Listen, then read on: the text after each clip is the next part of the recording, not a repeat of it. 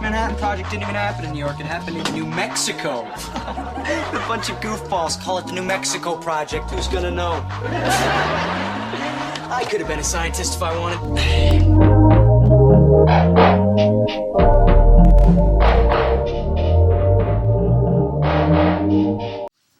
What's up, guys? It's me, Noah. This is CabbageTalks, and today I'm going to be talking about Season 3 of Boy Meets World. If you don't know what the show's about, it's basically about a boy named Corey Matthews and his experiences with high school friends and just life in general.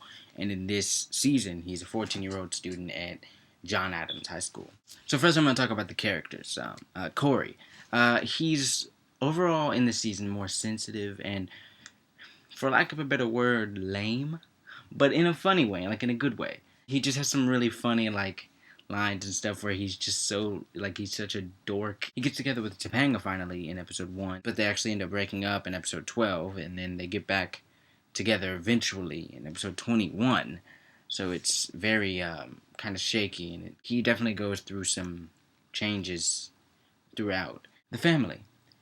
Maybe I just didn't notice it, but Eric definitely gets dumber this season. Now, season 2, maybe it wasn't as strong, but 3, it's like, okay, he's brain dead. I kind of got used to it after a while, especially like an episode like Truth and Consequences, where he was with the doctor. That was actually really funny. So that was part of kind of what turned me over and was like, okay, I can deal with it. You know, I can accept the fact that he's kind of stupid. The new Morgan is funny and charming, but it will take a little time to get used to her. The reference to the new casting, though, the first time you see her, that is hilarious. That actually made it easier to get used to it. The fact that they addressed it. Because when you don't address cast changes, like large cast changes, especially like someone like a family member just completely changing roles, changing actors, you know, it's like, whoa. But the fact that they addressed it in their own fourth wall kind of almost breaking way was really funny. And I thought that was really cool of them to do, because most people wouldn't do that. They would just change it and say, yeah, but they actually just address it and said, yeah, it's a different person. The mom and dad, they're great as always. They had some great moments and some great, they just had some great moments. They're great. So, Topanga, yes, I did not address this previously. She is definitely a lot different than she was in season 1. Yeah. She's definitely a lot more normal. Sean faces a lot of big issues in this season, and they're mainly related to identity and family. And Sean actually ends up living with Turner at he moves in, I guess, at the end of season 2. So he's living with them throughout season 3.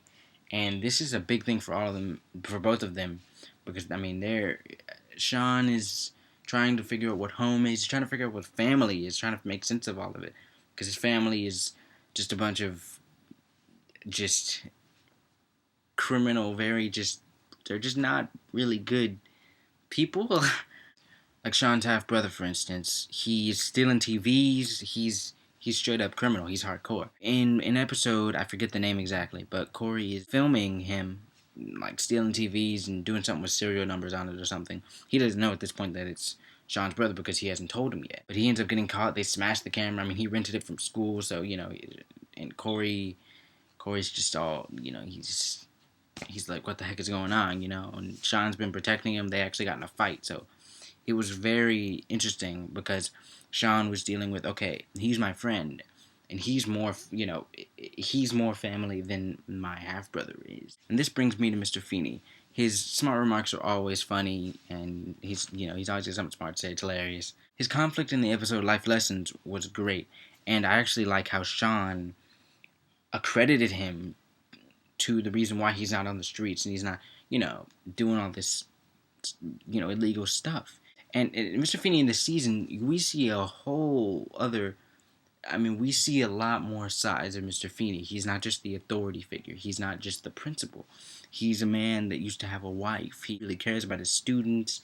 He his feelings can get hurt too. He's a human being. He's a lot deeper than most people think. Like I said in the episode Life Lessons, he's conflicted because some of the students are trashing his house, they're trashing the school, they're angry and frustrated because he won't change the exam schedule and all that. He's talking to Mr. Turner at one point in the episode, and he says, I prefer the garden where you can see the seeds that you plant grow. And he's comparing it like in a metaphorical way to say that when I try to impart knowledge and plant seeds into the kids' heads, I don't see them learning. I don't see them thirsting for knowledge. Just go watch it. It's a great episode. It's one of my favorite episodes. His interaction with the boys in the episode City Slackers was also great, and I loved the backstory a lot because it really showed okay, yes, he was married, all this stuff. Mr. Turner, Sean is living with him in this season, and he's trying to figure out how to balance, okay, I have Sean over here and he's living with me and I have to take care of him, but I'm also a single guy and I just jumped into this and it's strange and new. So he's dealing with this whole new experience raising someone, but at the same time, he's young, he's a single guy, and he goes on dates and all this other stuff. So he's really trying to balance these things. We also are introduced to a new character, Eli, and he's actually Mr. Turner's best friend. Eli teaches I think a class. He teaches journalism and broadcasting, something in that general field. And Eli's film class adds an interesting element to the school setting, and it's also cool because now you even have a Turner Eli Feeney dynamic, which is just getting even more complex and deeper, and it's getting more interesting. So I really like the way it's headed right now. The plot lines were very varied, just like season 1. Just like I said about season 1, they were very varied, and I didn't feel like they were saying the same thing a bunch of times. Things I liked.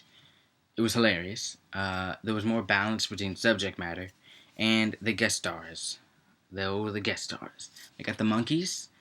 I think 3 members of the Monkees. And Larissa Oleynik. I'm sure I'm pronouncing that wrong. Alex Mack. Holy crap. Yeah! Yeah!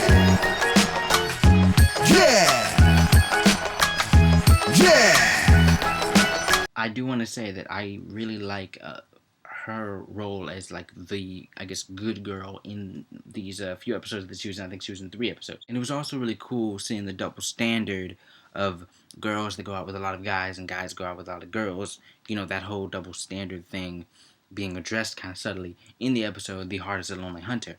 And in this episode, Larissa's character, she's, quote unquote good girl, and she goes out with Sean, but she doesn't see him as boyfriend material because he goes out with a lot of girls and he has a reputation. So Sean wants another chance and stuff, but I can understand her point of view. I completely understood where she was coming from. And while I do think, Sean generally is a good guy, I couldn't just right off the bat feel bad for him because she was right in a way. I also want to say that they got Adam Scott as Griff. Awesome. Yeah! Things I disliked.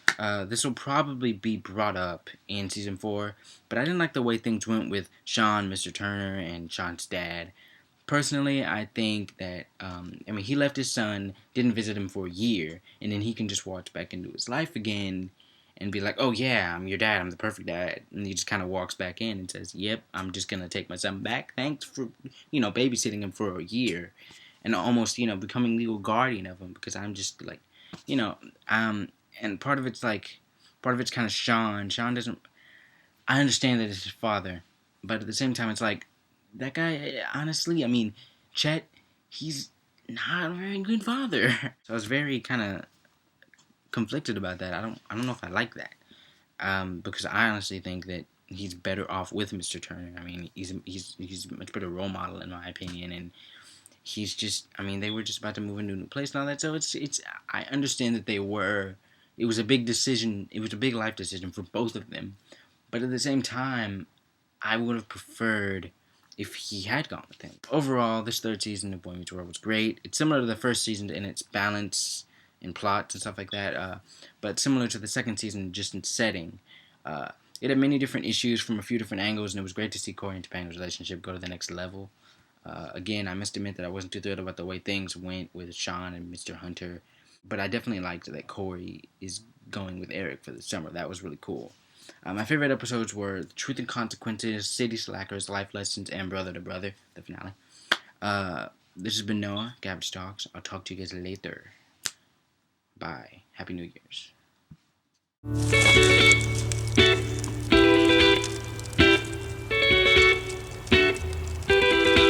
That's awesome.